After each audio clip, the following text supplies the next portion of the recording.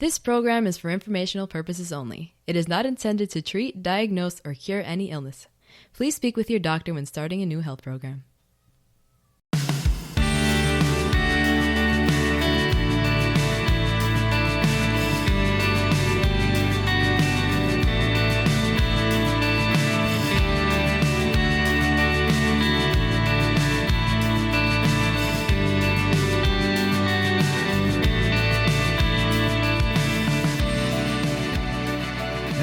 Welcome to the show, everybody. This is Wellness Talk, and I'm George Batista, as always, your host and wellness advocate.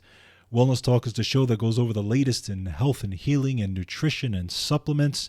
And Happy New Year to one and all. Hope you guys are having a fantastic day, and hope you guys are getting ready for what we hope is a fantastic year. I mean, the year can only get better if you think about it, right? So, anyway, I know some of you may have your resolutions ready to go, and we all know that gyms, particularly in the new year, start to see an uptick in memberships, and then, of course, half of those memberships go by the wayside by, month 3 or month 4.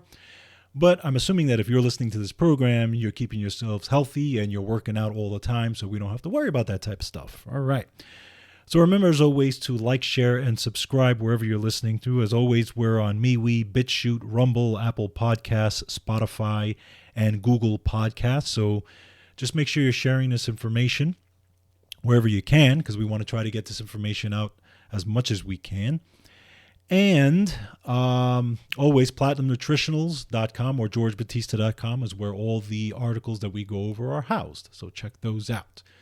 So what are we going to go over this week, George? Well, first of all, we're going to talk about, how about a little help for the holiday bloat? Those of you who, like myself as well, because I know I ate so much this holiday season, probably more than I've done in previous holiday seasons, because there was so much food. There was just, when you have friends and family and everybody cooks and everybody brings something, it's just so much food to, and you want to try to taste everything, and you're trying to do whatever you can to keep yourself in check. But, it's that thing where you kind of let yourself go a little bit during the holidays, and then afterwards you get yourself back on track. So this is an article from Wellness Resources, Linda Doberstein. It says, Help for the Holiday Bloat. So she's got some great tips on what you can do if you find yourself bloated or dealing with digestive issues, especially after the holiday season or during the holiday season. So some things that can help to eliminate that as much as possible. Then, dietary supplement use by individuals living with and beyond cancer. And this is by the University College London. So a lot more folks now are using supplements not only to try to prevent cancer, but also folks who are actually living with cancer and are fighting cancer.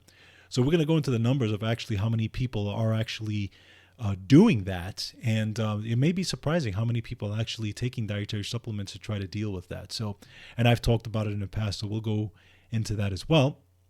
Then, by Dr. Joseph Mercola, this is an article that says this nutrient deficiency is associated with depression. So we're going to talk about what the basic nutrition deficiency that is becoming associated more and more with depression. Depression is a huge ongoing issue these days, especially in the last couple of years with the pandemic. Depression has gone up, suicide has gone up. So we're going to talk about at least trying to mitigate that with some, with dealing with some nutritional deficiencies. Hopefully that can help. And hopefully that can help with those. Then I'm going to talk a little bit about a process in your body known as methylation.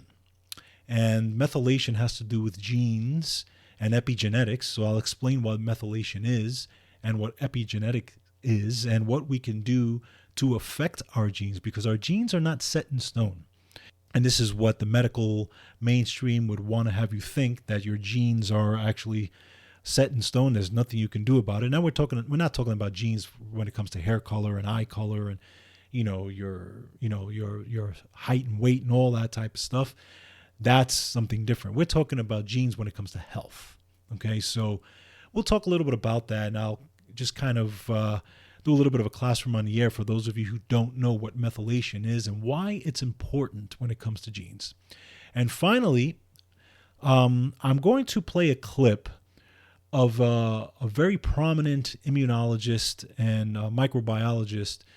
And this gentleman, he was interviewed, and he talks about the relationship between your immune system, vaccines, especially the COVID vaccines, as well as the virus itself, and how your immune system reacts when it comes to a vaccine versus how it reacts when it comes to a virus.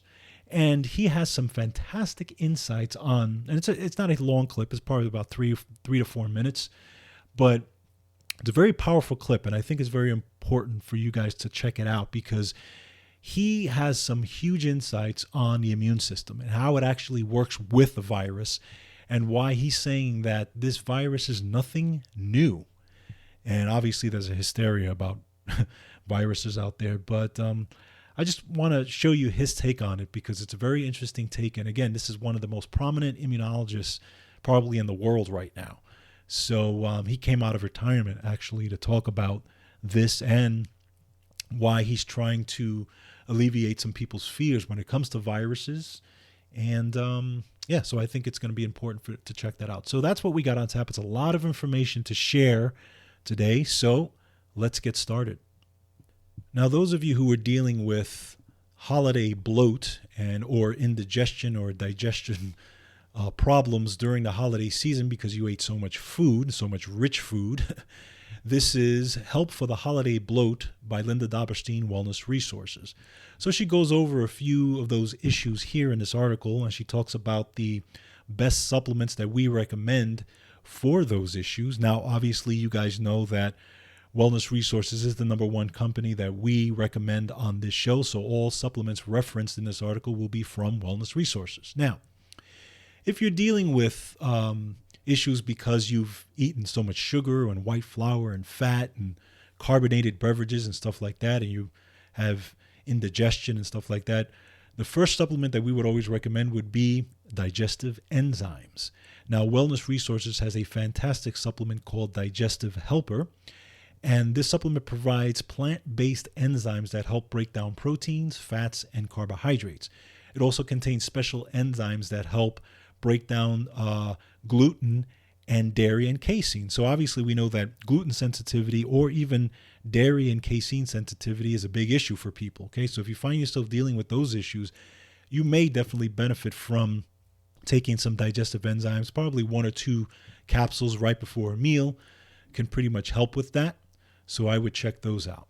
Next would be protein digestion and stomach acid. Now, some individuals may experience indigestion with a large serving of protein, things like roast beef or steak or chicken. So if you've eaten a lot of protein and meals like that, and you find yourself a couple of hours later dealing with a lot of gassiness and belching, you may be lacking in stomach acid. Okay, so you have to understand that stomach acid production requires certain things for it to be in tip-top shape. So those things are thiamine or B1, zinc, and salt. A lot of people don't realize that salt is also required to make stomach acid. And this is part of the issue also with a lot of doctors who take people, or recommend people get on a salt-free diet, let's say for high blood pressure, but that can also cause other problems because it actually can affect digestion, okay? So keep those things in mind. Now, many individuals lack adequate thiamine intake relative to their needs. So high carbohydrate intake, for example, like white flour or sugar, dramatically increase the need for thiamine and B1 in your diet, okay? So also things like alcohol and high sugar beverages like sodas and iced tea and cappuccinos and lattes also deplete thiamine. So you have to make sure that you're getting enough of those B vitamins. So especially during, this time of year, again, when you're eating a lot, right?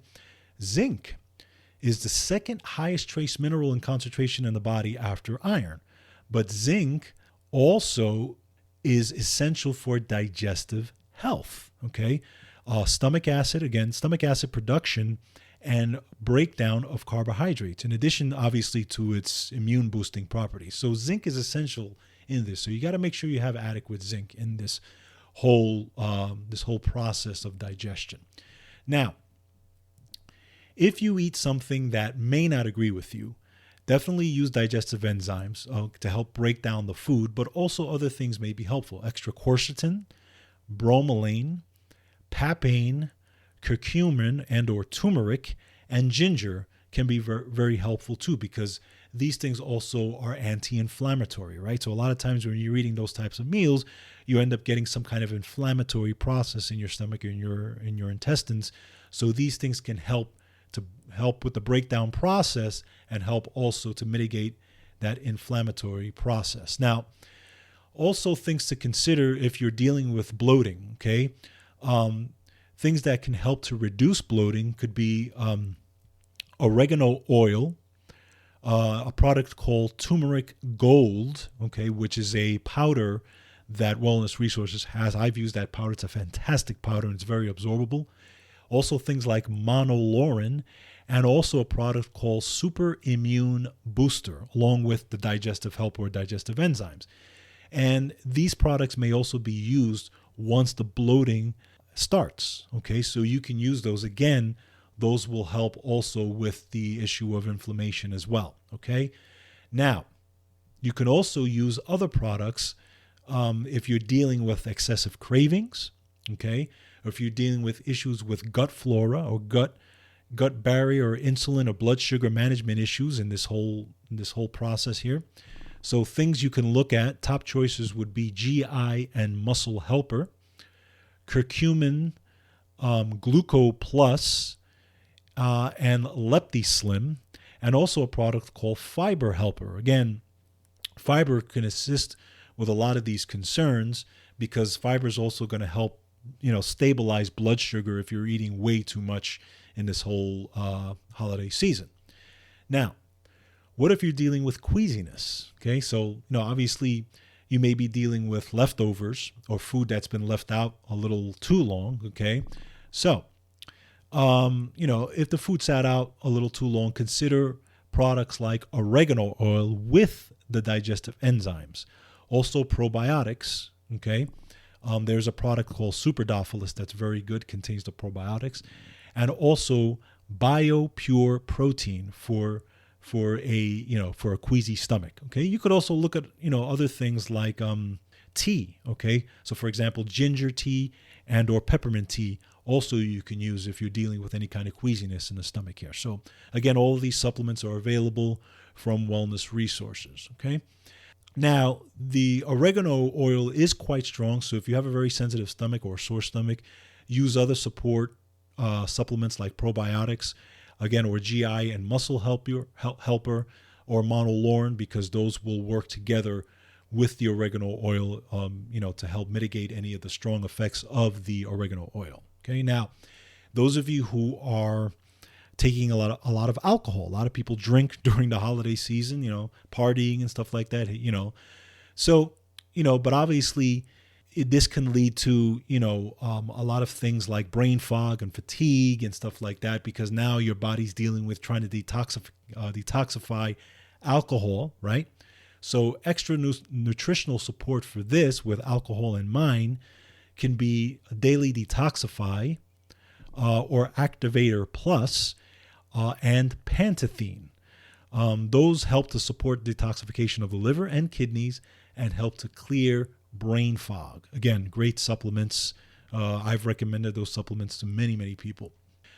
Just other tips for general digestion. Make sure you chew your food thoroughly until it's, you get it liquid in your mouth as much as possible. Try not to, and this is something that I've dealt with as well in the past. I had a big problem with almost inhaling my food pretty much because I would eat so fast. And obviously because I was trying to do a lot of things at once. And, so when you do that, obviously that can lead to digestive problems too, right? So it's something to think about. Try not to eat your food quickly. Try to take a bite, let it go down, and then take another bite. But again, keep in mind that your body gives you a full signal 15 to 20 minutes after you're, after you start eating. And many people who overeat tend to go way past that full signal. So another thing to keep in mind is high amounts of stress interfere with good digestion. So emotional stress energy intensive activities engage the fight or flight sympathetic, autonomic nervous system. Okay, so this impairs stomach acid and pancreatic enzyme production. So this stress challenges the energetics of digestion and leads to indigestion. So again, it's just something you have to think about. Just make sure that when you're eating, try not to engage in anything stressful, if at all possible. I know sometimes, around the dinner table, people can start to debate things and things get out of hand. So, but hopefully you didn't have to deal with that. So, and just some other things. Make sure you use things like herbs and greens and spices like ginger tea or peppermint tea or ginger root and stuff like that for overall digestion. So again, these are just some strategies that you can use if you're dealing with bloating or indigestion or any kind of digestive issues. Again, Wellness Resources has fantastic supplements for all that. So go to the link below and click on that, and you'll be able to go through all of them and see what's best for you. Next, dietary supplements used by individuals living with and beyond cancer. This is out of the University College London. So, new research indicates that many individuals living with and beyond cancer use dietary supplements, often with the belief that products will reduce the risk of cancer occurrence. Okay, now this was published by Wiley Online in Cancer and peer-reviewed, by the way, for the Journal of the American Cancer Society. Now, so they put some numbers here. And I think this is very, very interesting. So they studied 1,049 adults who had been diagnosed with breast, prostate, and colorectal cancer in the United Kingdom. And among the major findings, they found that 40% of participants took dietary supplements. 19% of participants believed that dietary supplements could reduce the risk of cancer occurrence. Women participants meeting five-a-day fruit and vegetable recommendations, and those believing that dietary supplements were important for reducing the risk of cancer reoccurrence were more likely to use dietary supplements. Also, participants with obesity were less likely to use dietary supplements. Fish oils were the most commonly used dietary supplements taken by 13% of participants, and calcium with or without vitamin D were the supplements most commonly used by individuals with breast cancer, taken by 15%. So it's a lot more people than we thought about that are actually taking supplements. Remember, this is 40% of people taking supplements, and these are people who have been diagnosed with, all different types of cancers. So they actually are recognizing the value of supplements. Now, again, supplements are extremely valuable, okay? Your body needs these supplements to make sure that enzymes and reactions are happening in your body. If those enzymes and reactions are not happening in your body, eventually this can lead to all different types of chronic conditions, including cancer. Now, I'm not saying that just because you take supplements that you may not get cancer, okay? But what I am saying is that when you are diligent about eating right, exercising, taking supplements, and making sure your body is nutritionally efficient, you're putting the odds in your favor that you will not have to deal with a cancer or diabetes or heart disease or whatever it is. Okay? This is a concept that mainstream medical is starting to grasp little by little. It's amazing that this is actually news to them now, because we've known this. I mean, I've known this for the last 20 to 25 years, and I'm not a doctor. So anyways, just something to keep in mind. And again, I talked in my last show, I talked about someone who I worked with who was going through a cancer treatment, and the doctor and myself both worked on a protocol that helped to keep their immune system boosted while they were going through their cancer treatment, and their immune system ended up benefiting immensely from the dietary supplements. And keep in mind that the dietary supplements were the biggest change, okay, besides the chemotherapy that this person was on. Okay, so the fact that their oncologist thought it was amazing, and whatever they're doing, they need to keep doing it, is a testament to how effective those dietary supplements are, and is also a testament to how well the person or how consistently the person's going to be taking them in the first place, right? Because supplements are only as good as the consistency with which they are taken. So just something to keep in mind if you want to prevent and or if you're dealing with any kind of major illness such as cancer. Again, this is not saying that supplements are the only answer, but if you are dealing with a cancer diagnosis and going through a cancer therapy, that type of thing, supplements can be a great adjunct to that. Okay. Again, this is a major study out of the American Cancer Society. Interesting. Next, this nutrient deficiency is associated with depression. This is by Dr. Joseph Mercola. Now, research published in December 2021 using the data from the Irish longitudinal study discovered that those with a vitamin B12 deficiency had a greater risk of symptoms of depression. Now, keep in mind, according to the Anxiety and Depression Association of America, 264 million people worldwide live with symptoms of depression. And in 2017, roughly 17.3 million adults in the U.S. had experienced at least one major depressive episode. Okay, so now B12 is extremely important. Why? Because B12 is released from food by the activity of hydrochloric acid and gastric protease in the body and saliva in the mouth. So, and in 1999, it was estimated that B12 deficiency affects up to 15% of people over the age 60. And by the way, in previous shows, I talked about B12 deficiency and the possibility of Alzheimer's, right? So this is the possibility of people dealing with depression. Now, the study published in the British Journal of Nutrition sought to evaluate the relationship between vitamin B12, folate, and the incidence of depression in older individuals living in a community. So there were 3,849 individuals over age 50 included. Now, the researchers found that even after controlling for factors such as chronic disease, cardiovascular disease, antidepressant use, physical activity, even vitamin D status, the older adults who had a B12 deficiency had a 51% increased risk of developing symptoms of depression during the 4 years of the study. 51%, so pretty much over half. So that is quite significant, and it shows you how important B12 is, right? Now, other things also, that other nutrient deficiencies that are also associated with depression as well includes vitamin D and low omega-3. Now, vitamin D deficiency may result from obviously limited exposure to sunlight, that type of thing, or poor conversion, but also omega-3 fatty acids, because they're essential for brain health and muscle activity. A lot of people are deficient in that as well, especially if they're not eating fish on a regular basis, they're not taking their omega-3 supplements. So all these things can lead to higher risk of depression, but B12 is a big one because, B12 has to do with a lot, not only with cognitive decline, but issues with detoxification, low energy in general. There's a whole bunch of things that, B12 deficiency can lead to, which leads me right to my next topic, which is methylation.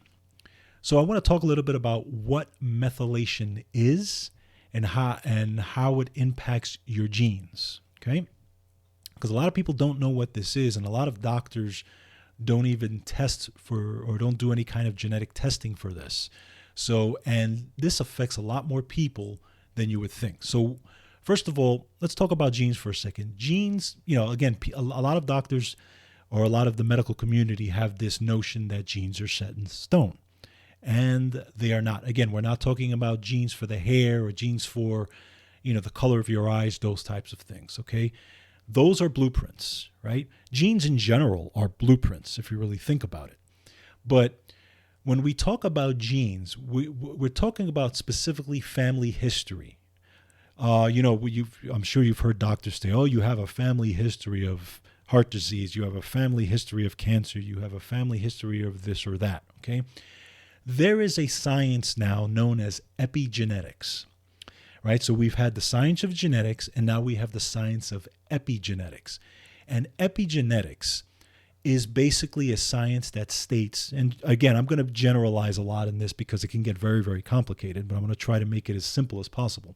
But epigenetics says that you actually control your genes, and you control whether your genes turn on and off based on your lifestyle.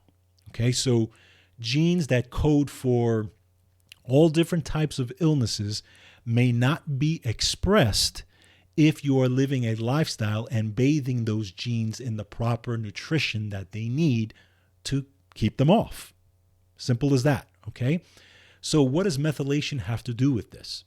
Methylation is the metabolic process that switches the genes on and off and repairs the DNA. So it is the body's process of adding what's called a methyl group to another molecule. So it happens thousands and thousands of times in your body. So you have to remember that your body is constantly repairing, and then it's adding a methyl group, and it's going back and forth between repair and breaking down and building. That's a normal process in your body. Well, your genes and methylation are a big part of this process. So the crucial activity of methylation affects how genes turn on and off, and this actually affects how the genes get expressed in you, and if you're going to have a child, or if you've had a child, or that type of thing. So now the big genes that are affected by this, there's one of them that's called the MTHFR gene. Okay, and why is this important?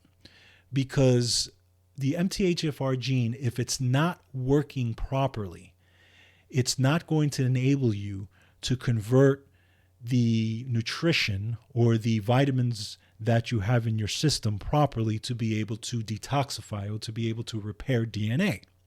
Now, why wouldn't the gene work properly? Well, because nearly 60% of the population is estimated to have one or more genetic single nucleotide polymorphisms, or what's often known as a SNP, an SNP, basically. And that SNP affects the MTHFR gene. So the SNP is what they call a genetic variation. And the SNP affects how well the body turns, active or non-active vitamins into active vitamins. So as an example, in order for methylation to happen at the MTHFR gene site, it needs folate, or folic acid, right, turns into folate. Well, when you take in folic acid, your body converts it to folate. And part of that process happens at the MTHFR level in order for it to do its job.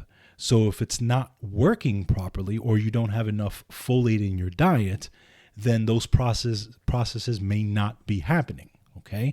Now, keep in mind that the two most important nutrients required for providing methylation activity are vitamin B12 and folate.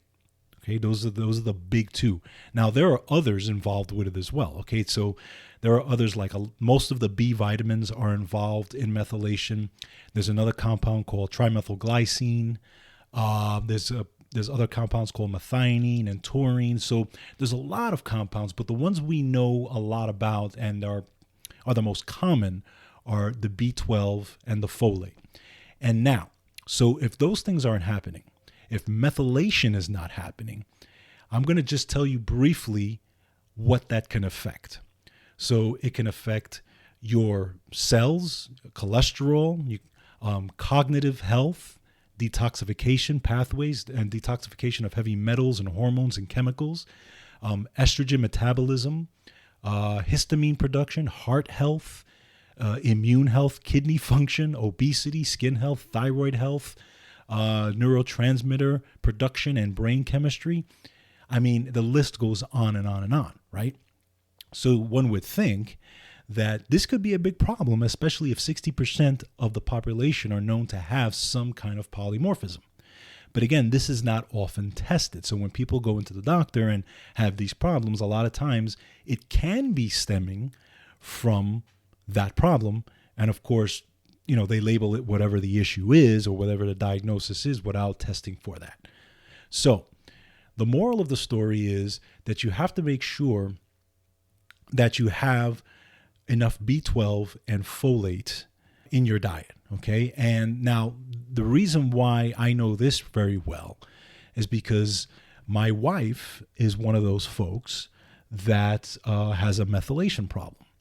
And the reason why we found that is because we went to our functional medicine doctor, and he did some tests, and he actually did some heavy metal tests on her, and he found that her lead and her heavy metals were really, really high. So what he did was he did some more testing, and he did the normal test for this, for the genetic polymorphism, and he found that MTHFR gene was exactly that. She had a SNP that was not allowing these things to convert properly. So the answer to it was, make sure that you are taking a supplement that contains the activated form of B12 and the activated form of folate. So for example, the supplements that I always recommend are always activated, because remember, when you take in the inactivated form, it has to be activated and converted in order for it to work properly in your system.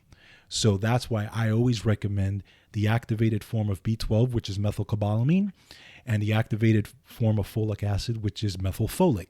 Okay, and Wellness Resources supplements and their B vitamins and are always activated in the always coenzyme form. And by the way, you can also have a polymorphism for vitamin D as well. Okay, there are people that, even if they're out in the sun, their vitamin, because remember, when you get vitamin D, it's not activated until it goes into your system, right? So you may get the sun rays and it goes into your system, then it gets activated by your liver and your kidneys and that type of thing.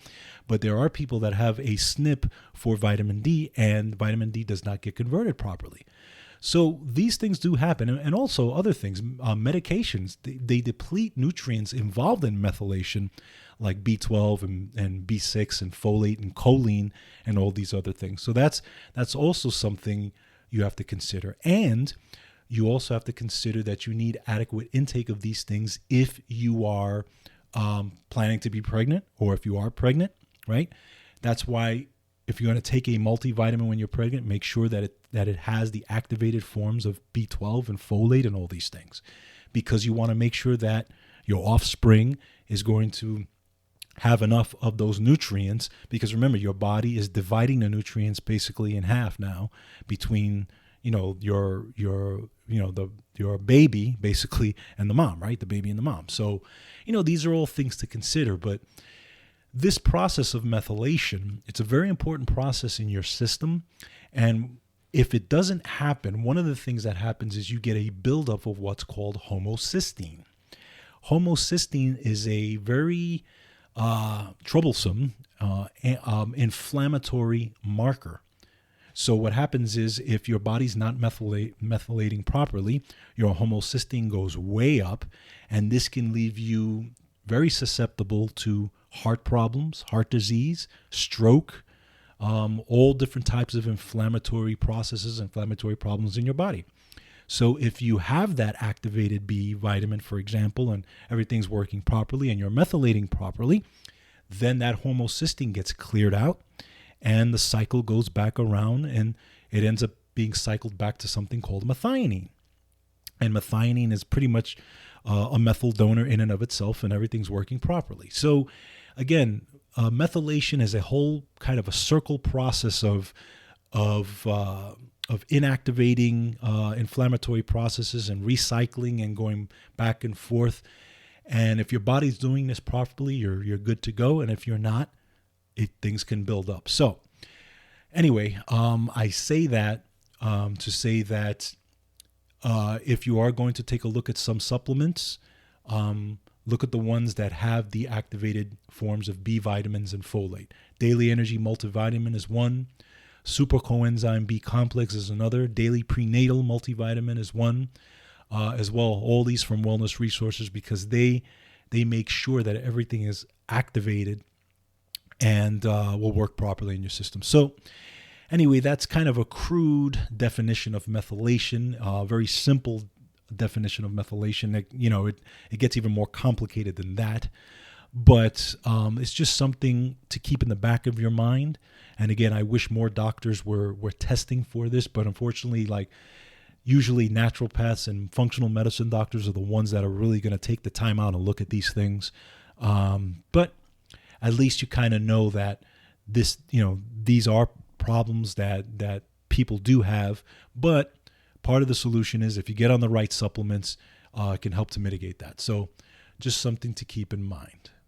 All right, so now I want to play a clip, and this is about a 3-minute clip or so, but and I'm going to set this up because I have been saying for a while now, when it came to this pandemic, that boosting your immune system should be the number one priority, and that this pandemic most likely will be endemic, and it seems like it is, because when you just look at what's going on right now, whether it's with vaccines or whatever, and again, whether somebody wants to get a vaccine or not is their business.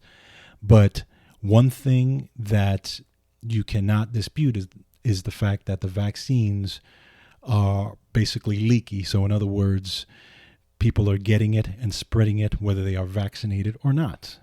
So with that said, I have said that I think everyone at some point is going to be exposed to COVID, and in whatever form it is. And the best thing you need to do, okay, even if you're vaccinated, is to make sure that your immune system is as boosted as possible, so you are ready to deal with it. And this way, maybe it's a cold for you instead of it being a very serious problem. Okay, I know that it's not a sexy thing. I know that the medical complex doesn't like to hear that, and they don't promote that. And there's many, many reasons for that. And it's borderline criminal that they don't even mention it. But that's besides the point. But again, it's something that I'm going to talk about on this channel, because this channel is all about staying healthy and taking responsibility for your health. And that's what people need to do. You need to stop relying on the CDC and the NIH and the federal government or whatever to think they're going to try to help you, because they have everything they have said has been wrong. It's just been wrong, and they refuse to admit that. But we're seeing it right in front of our eyes. So I say that to say this: we want to boost the immune system. We want to keep ourselves healthy and do whatever we can to do so. And part of my job on this show is to help you and give you the tips to do that, because I want to empower you so you don't have to rely on anybody else but yourself. Now, there's a doctor named Dr. Sakarit Bhakti, and he was a guest on the Gary Null show, those of you who may know Gary Null. And he talked about the relationship of vaccines, these vaccines specifically, versus the immune system versus the virus, and how the immune system recognizes the virus and how it deals with viruses in general versus the way vaccines deal with it. And I just thought it was a very, very interesting way that he put things. Now, I want to give this gentleman's background before I play this clip. So he's an American-born physician trained in Germany and has been in the medical field now for 5 decades. He received his medical degree from the University of Bonn in Germany and did his postdoctoral work at the prestigious Max Planck Institute of Immunobiology and Epigenetics before becoming an associate professor at the Institute of Medical Microbiology at Gießen University. Later, he was appointed as the chair of medical microbiology at the University of Mainz, and he has also published over 300 articles in the fields of immunology, bacteriology, and virology. So this guy is not just Joe Smith down the street. This is one of the most prestigious, microbiologists immunologists probably on the planet right now. Okay, he's one of the most published guys out there. So he knows what he's talking about, and he's been doing this for over 40 years. And he was retired, and he came out of retirement because he was very, very troubled about how the government has been handling, how all these governments have been handling the pandemic. So anyway, I just wanted to kind of give his backstory so you guys can just, understand who this person is. And so I'm just going to play a quick clip of what he said, which I thought was very telling and very interesting. So check this out. So the next thing that people have to realize is that it is now known, I mean, it's been known all the time, that if you inject a vaccine into your muscles, intramuscular, the antibodies that this vaccine may stimulate will never reach the airways, because these antibodies are going to be produced and exported into the bloodstream. They are not exported through the linings of your respiratory tract, and they do not come out to face the virus when it enters the airway. This has been shown for the inactivated vaccines now. In that same paper, there was a claim that the gene-based vaccines, the mRNA vaccines, did cause production of some secreted antibodies that were secreted through the lining of the airways. But what people don't realize is that the amounts that were measured were so minuscule, so small, that in fact they were telling us again, screaming at us, these antibodies are never going to be able to protect you.